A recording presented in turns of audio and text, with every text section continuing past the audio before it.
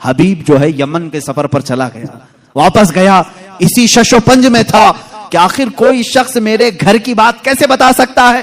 محمد صلی اللہ تعالی علیہ وسلم یمن کبھی ادھر آئے نہیں، میرے گھر میں معذور لڑکی ہونے کیسے پتا؟ وہ یمن اسی شش و پنج میں گھر آیا، دروازہ کھولا تو دیکھا اس کی بیٹی بھلی چنگی چلتی ہوئی آ رہی، اور کیا کہہ رہی ہے؟ لا الہ الا اللہ محمد الرسول اللہ۔ حبیب گھبرا گیا، کہا اے خاتون، اے میری بیٹی، یہ تو بھلی چنگی کیسے ہو گئی اور تیری زبان پر یہ کلمہ کیسے آیا؟ وہ کہتی ہے آج سے چند روز قبل میں رات کے وقت آرام کر رہی تھی بستر پر، درد شدت کا تھا، اسی اسنا میں نے گھر کے دیوار پر، گھر کے دروازے سے ایک نورانی شکل کے بزرگ کو آتے ہوئے دیکھا۔ کہا وہ کیسے تھے؟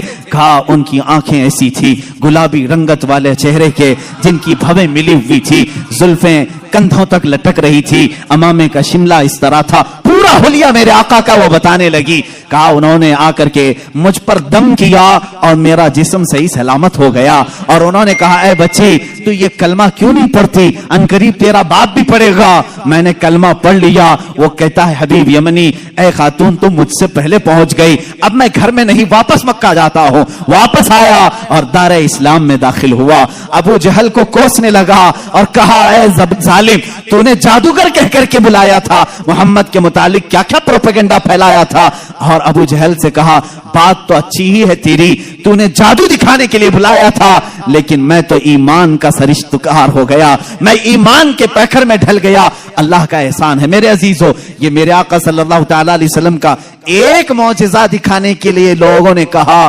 تین معجزے اس وقت دکھائے، چاند کے ٹکڑے بھی کیے، اس کی بیٹی کے گھر میں اس کو صحت بھی دیا، اور پھر اس کو ایمان کی دولت سے بھی نوازا۔